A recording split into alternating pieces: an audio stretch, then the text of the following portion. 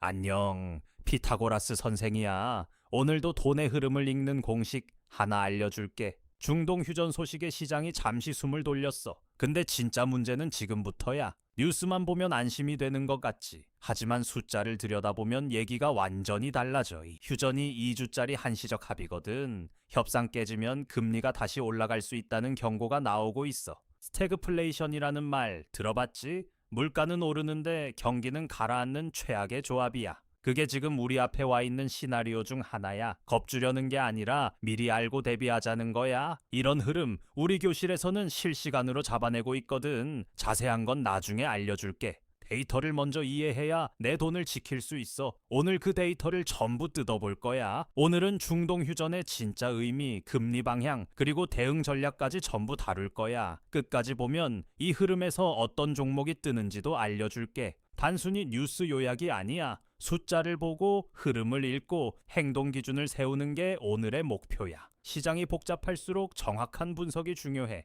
준비됐으면 바로 시작한다.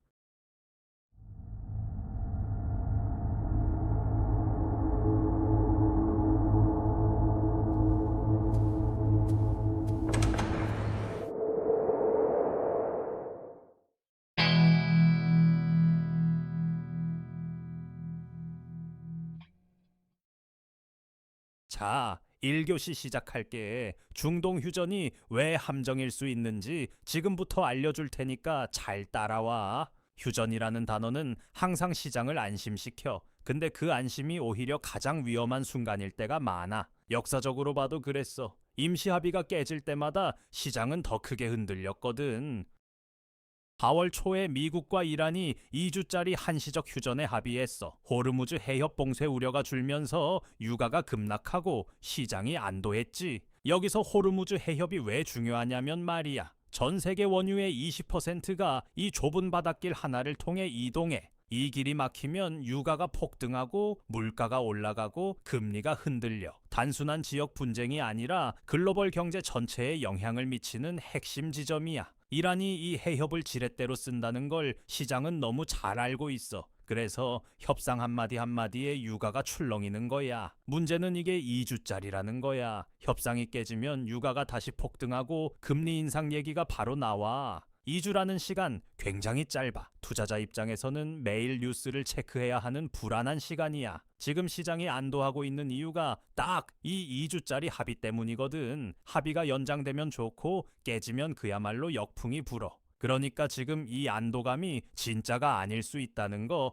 꼭 기억해도 조심해야 할 타이밍이야. 실제로 중동 긴장이 고조됐던 2월 말부터 3월 초까지 3년 만기 여전차의 금리가 3.58%에서 3.713%까지 치솟았어. 4월 3일에는 4.017%까지 올라서 연초 대비 0.68%포인트나 뛴 거야. 여전체가 뭔지 모르는 사람도 있을 것 같아서 잠깐 설명할게. 여신 전문 금융 채권, 줄여서 여전체야. 카드사나 할부금융사 같은 회사들이 돈을 빌릴 때 발행하는 채권이거든. 이 금리가 오르면 그 비용이 결국 우리 소비자한테 전가돼. 카드 이자가 올라가고 할부 비용이 늘어나는 시기지. 그러니까 여전차의 금리는 우리 일상 경제랑 직결된 숫자야. 유가가 오르면 물가가 올라. 물가가 오르면 중앙은행이 금리를 못 내리거나 오히려 올려야 하는 상황이 오는 거지. 이걸 도미노라고 생각하면 쉬워. 유가라는 첫 번째 도미노가 쓰러지면 나머지가 연쇄적으로 쓰러지는 거야. 주유소 기름값이 오르면 배달비가 오르고, 배달비가 오르면 음식값이 오르고, 음식값이 오르면 전체 물가가 올라. 이 연결고리를 끊는 게 중앙은행의 역할인데 그 도구가 바로 금리야.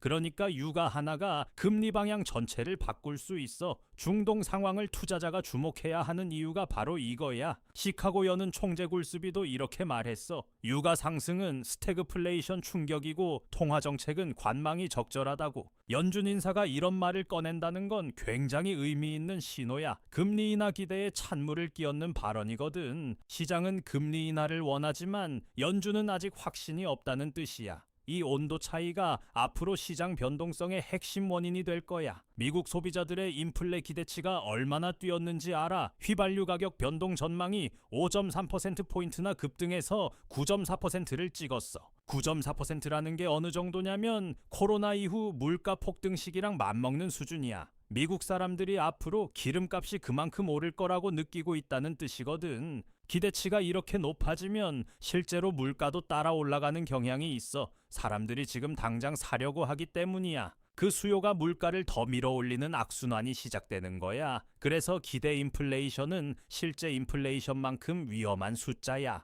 그리고 이 흐름에서 오히려 수혜를 받는 종목들이 있어. 근데 그건 3교시에서 알려줄 테니까 일단 넘어가자. 위기 속에서도 방향만 제대로 읽으면 기회가 생겨. 2교시에서 금리 데이터를 더 뜯어보고 3교시에서 전략을 완성할 거야. 자, 2교시 들어간다. 금리가 진짜로 어디로 가는지 데이터를 뜯어볼 거야. 겉으로 보이는 뉴스만 봐서는 방향을 잡기 어려워. 숫자 안에 진짜 신호가 숨어 있거든. 국고채 금리, 여전채 금리, 환율, 그리고 미국 국채까지. 이것들을 하나씩 연결해서 보면 시장이 어디로 가는지 보여.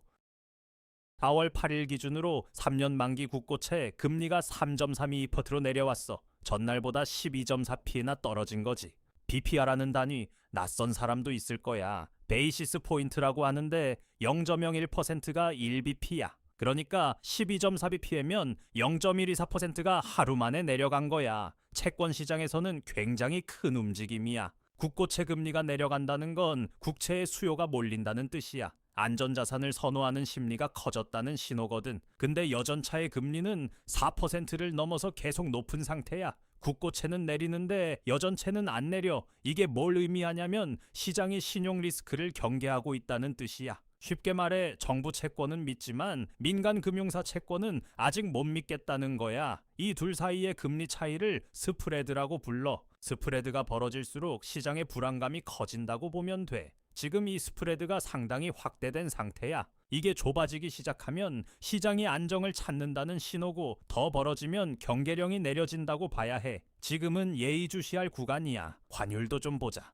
원달러 환율이 예식거래일 만에 1,500원 아래인 1,470원대로 내려왔어. 1,500원을 넘었다는 게 얼마나 부담스러운 수준이냐면 말이야. 수입 기업들은 달러로 원자재를 사오는데 환율이 높으면 같은 물건을 더 비싼 돈 주고 사야 해. 그 비용이 제품 가격에 반영되면 결국 우리가 마트에서 더 비싸게 사게 되는 거야. 환율이 내려가면 이 부담이 줄어드는 거고 1,470원대는 여전히 높은 수준이지만 1,500원 돌파 구간에서 벗어났다는 게 의미 있어. 심리적 마지노선이 회복된 거야. 환율이 내리면 수입 물가 부담이 줄어들거든. 유가 하락에 환율 하락까지 겹치면서 인플레 완화 기대가 커진 거야. 두 가지 좋은 신호가 동시에 온 셈이야. 원자재 가격도 내리고 환전 비용도 줄었으니까. 기업 입장에서는 원가 부담이 이중으로 줄어드는 거야. 이게 실적에 반영되면 주계도 영향을 미치게 돼. 다만 이 완화 효과가 얼마나 지속될지는 중동 협상에 달려 있어. 협상이 깨지면 이 모든 게 다시 원점으로 돌아가. 금리 전망 지수인 BSMI를 보면 4월에 100일을 찍었어. 100을 넘으면 시장이 금리 인하를 기대한다는 뜻이거든. 지난달 3월에는 99였어. 딱 한 달 만에 분위기가 바뀐 거야. 이 지수는 채권 시장 참여자들이 앞으로의 금리 방향을 어떻게 보는지 보여주는 바로미터야. 100 위면 인하 기대, 100 아래면 인상 또는 동결 기대야. 3월의 99에서 4월 102로의 변화는 작은 숫자 같아도 의미가 커. 시장 심리가 인하 쪽으로 기울기 시작했다는 전환점이거든. 근데 여기서 주의할 게 있어. 채권 전문가 90%는 하월 금통위에서 기준금리를 동결할 거라고 봤거든. 시장은 인하를 기대하고 전문가는 동결을 예상하는 상황이야. 이 괴리가 중요해. 시장의 기대가 먼저 달려나가고 현실이 따라오지 못하면 어떻게 될까? 실망 매도가 쏟아지고 단기 조정이 올 수 있어. 반대로 전문가 예상을 뒤집고 금리가 실제로 내리면 시장이 훨씬 더 강하게 반응할 거야. 이런 불확실성 구간에서는 한쪽에 크게 베팅하는 게 위험해. 양쪽 시나리오를 모두 준비하는 전략이 필요해. 미국 국채 쪽도 볼게. 10년물 수익률 4.323%, 2년물 3.819%로 둘 다 소폭 내렸어. 미국 국채 금리가 내려간다는 건 글로벌 투자자들이 안전자산으로 이동하고 있다는 신호야. 불확실성이 커질수록 이 현상이 나타나거든. 특히 2년물이 더 크게 내렸다는 게 의미 있어. 2년물은 연준의 단기 금리 정책에 민감하게 반응하거든. 시장이 가까운 미래의 금리 인하 가능성을 조금씩 반영하기 시작했다는 뜻이야. 아직 확신은 아니지만 방향을 탐색하는 단계라고 보면 돼. 시장은 금리 인하를 기대하고 있지만 전문가들은 아직 조심스러워. 쉽게 말해 금리를 둘러싼 줄다리기가 벌어지고 있는 거야. 한쪽엔 유가 하락, 환율 안정, BSMI 100이가 있어. 다른 쪽엔 인플레 기대 9.4%, 여전차의 4%, 협상 불확실성이 버티고 있고, 이 힘겨루기에서 어느 쪽이 이기느냐에 따라 하반기 시장 방향이 결정돼. 지금 당장 결과를 알 수는 없어. 하지만 어떤 변수가 줄다리기를 결정하는지는 알 수 있어. 그게 중동 협상이고 PCE랑 CPI 물가 지표야. 타임라인을 정리해 줄게. 3월에 금융위가 회사채랑 CP를 2.42조 원이나 매입했는데 이게 2022년 이후 최대 규모야. CP는 기업 어음이야. 기업들이 단기 자금을 조달할 때 쓰는 수단인데 이게 시장에서 잘 안 팔리면 자금 경색이 생겨. 정부가 직접 사줬다는 건 그만큼 민간 시장이 멈출 뻔했다는 뜻이야. 2022년이 어떤 시기였냐면 레고랜드 사태로 채권 시장이 얼어붙었던 때야. 그때만큼 긴박했다는 거야. 지금 시장 안정감 뒤에 이런 긴장이 숨어 있다는 걸 알아야 해. 그만큼 채권 시장이 불안했다는 뜻이야. 정부가 직접 나서서 돈을 풀어야 할 만큼 상황이 심각했던 거지. 이걸 역으로 생각해 볼게. 정부가 이렇게까지 나섰다는 건 시장을 그냥 두면 더 나빠질 수 있다고 봤다는 거야. 그 판단이 맞았기 때문에 지금 어느 정도 안정이 유지되고 있는 거야. 하지만 이 안정이 정부의 개입 덕분이라면 그 지원이 끊겼을 때 어떻게 될지도 봐야 해. 정책 지원이 언제까지나 계속될 수는 없어. 그래서 구조적인 시장 안정을 기다려야 하는 시기야. 핵심은 이번 주 금요일에 있을 미국-이란 협상 결과야. 진전이 없으면 유가가 다시 뛰고 금리 인하 기대는 증발해. 시나리오를 세 가지로 나눠볼게. 첫째, 휴전이 연장되면 유가 안정, 인플레 둔화, 하반기 금리 인하 가능성이 높아져. 둘째, 협상이 결렬되면 유가 급등, 인플레 재점화, 금리 동결 또는 인상 시나리오야. 셋째, 현상 유지면 시장은 눈치 보기 국면을 이어가는 거야. 어느 쪽이 현실화될지 모르는 상황이니까 두 방향 다 대비해야 해. 한 방향에 베팅하면 안 되는 이유가 여기에 있어. 게다가 4월 후반에 PCE랑 CPI 물가 지표 발표도 있어. 이 숫자가 예상보다 높으면 금리 인하는 더 멀어지는 거야. PCE는 개인 소비 지출 물가 지수야. 연준이 가장 중요하게 보는 물가 지표거든. CPI는 우리가 자주 듣는 소비자 물가 지수야. 이 두 지표가 동시에 높게 나오면 시장에 찬물이 끼얹어지는 거야. 반대로 예상보다 낮게 나오면 금리 인하 기대가 살아나고 주식시장이 반등할 수 있어. 4월 후반이 이 판단의 분수령이 될 거야. 지금 당장 무언가를 크게 바꾸기보다는 이 지표 발표를 확인하고 움직이는 게 현명해. 조급하게 움직이지 말고 기다리는 전략도 전략이야. 자, 마지막 교시야. 아까 말한 수혜주 지금 알려줄게. 분석을 아무리 잘해도 결국 어디에 돈을 어떻게 넣을지 모르면 소용없어. 오늘 배운 흐름을 실제 투자 판단에 연결해 줄게. 이게 이 교실에서 가장 중요한 시간이야. 집중해.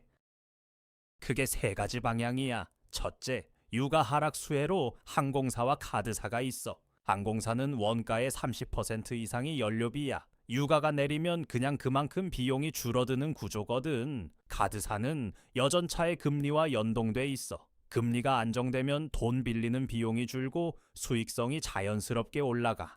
기술주는 금리 인하 기대와 연결돼. 금리가 내리면 미래 수익의 현재 가치가 높아져서 성장주에 유리한 환경이 만들어지거든. 대한항공 같은 항공주는 유가가 내리면 연료비가 확 줄어들거든. 최근 일주 거래량도 20%나 늘었어.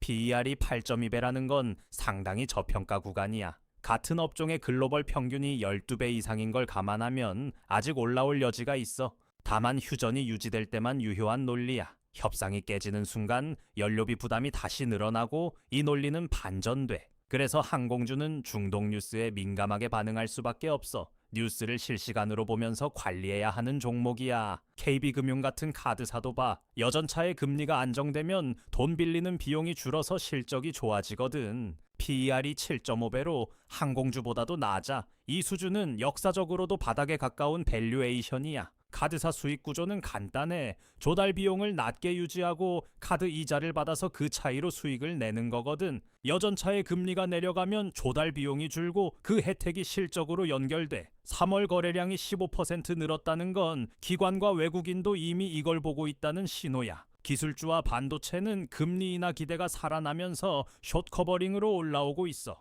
삼성전자는 최근 일주에 5% 올랐고 SK 하이닉스는 거래량이 30%나 폭증했어. 숏커버링이 뭐냐면 말이야. 주가가 내려갈 거라고 베팅했던 사람들이 손절하면서 다시 사는 거야. 이게 나오면 단기적으로 강한 반등이 나와. AI 수요는 여전히 강하고 금리 인하 기대까지 더해지니까 반도체주에 유리한 조건이 만들어지고 있어. 다만 금리 인하가 실제로 일어나야 지속 상승이 가능해. 기대만으로 올랐다면 기대가 꺾일 때 조정이 와. 반대로 주의할 종목도 있어.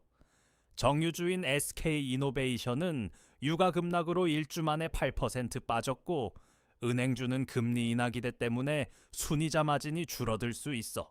순이자 마진이 뭐냐면 은행이 예금이자랑 대출이자 사이에서 버는 차이야. 금리가 낮아지면 이 차이가 줄어들어서 수익성이 떨어져. 정유주는 반대야. 지금 유가 하락 때문에 손해를 보고 있지만 협상이 깨지면 오히려 반등할 수 있어. 그래서 정유주와 은행주는 지금 당장 비중을 줄이되 상황이 바뀌면 다시 검토해야 해. 이게 리스크 관리의 핵심이야. 정리하면 이래. 유가 하락 수혜주에 주목하되 물가지표 확인 전까지는 과도한 베팅을 피하는 게 핵심이야. 투자는 타이밍이 전부가 아니야. 얼마나 오래 버틸 수 있는 포지션을 짜느냐가 더 중요해. 수혜주는 주목하되 비중 조절을 잘 해야 해. 전체 포트폴리오에서 한 종목이 너무 크면 리스크가 집중돼. 분산 투자 원칙을 유지하면서 방향성이 유리한 업종에 조금 더 무게를 싣는 전략이야. 이게 지금 시장에서 가장 현실적인 접근이야. 중동 상황은 2주 뒤에 또 뒤집힐 수 있어. 한쪽에 올인하지 말고 균형 잡힌 포지션을 유지하는 게 지금 가장 현명한 전략이야. 손절 라인도 미리 정해도 수익이 나도 팔 기준, 손실이 나도 버틸 기준을 명확히 해야 해.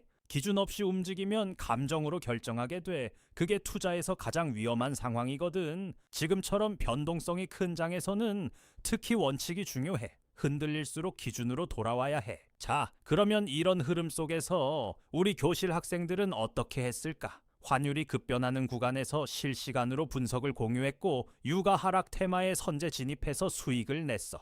기술주 반등 구간도 미리 잡아냈거든. 이건 운이 아니야. 정보를 먼저 받고 논리를 이해하고 빠르게 판단했기 때문이야. 유튜브 영상은 시장이 움직이고 나서야 나오지만 교실에서는 움직이기 전에 공유가 돼. 그 차이가 수익의 차이를 만드는 거야. 정보의 속도가 곧 수익의 속도거든. 시장은 하루 이틀 사이에 완전히 뒤집혀. 이 영상을 보고 있는 지금 이 순간에도 환율은 움직이고 금리는 변하고 있어. 오늘 아침에 유리한 뉴스가 나왔어도 오후엔 방향이 바뀔 수 있어. 혼자 뉴스를 보면서 판단하기엔 정보가 너무 많고 방향을 잡기가 어려워. 그래서 필요한 게 함께 보는 시선이야. 같은 데이터를 보면서 어떻게 해석하고 어디에 적용할지 같이 고민하는 거야. 실시간으로 정보를 받고 바로 움직인 학생들이 수익을 낸 거야. 분산 투자, 리스크 관리, 이 원칙을 지키면서 실시간 대응까지 더하니까 결과가 나오는 거지. 다들 이번 중동 상황, 금리가 어떻게 될 거라고 보고 있어? 댓글로 알려줘. 어떤 종목 보고 있는지도 공유해줘. 같이 분석해볼게. 실시간으로 분석받고 싶으면 우리 교실에 들어와. 선착순이고 무료니까 부담 없어. 들어오는 방법은 화면에서 확인해봐. 잘 보고 들어와. 안녕하세요. 선생님 제자 김한나예요. 지금부터 교실 입장하는 방법을 차근차근 알려드릴게요. 자, 고정 댓글을 보시면 이 링크를 눌러주세요. 그 다음 입장하기 버튼을 눌러주세요. 그럼 교실 입장 전에 간단하게 선생님이 질문을 하실 거예요. 이렇게 밑에 입력창이 있으니 차근차근 대답해 주시면 돼요. 이제 마지막 질문까지 끝났다면 여기 체크 버튼 눌러주시고 제출을 누르시게 되면 신청이 완료됐네요. 간단하고 쉽죠? 교실이 정원이 정해져 있어서 신청하신 순서대로 입장을 도와드리는 연락을 순차적으로 드리고 있으니 연락 놓치지 마세요. 감사합니다.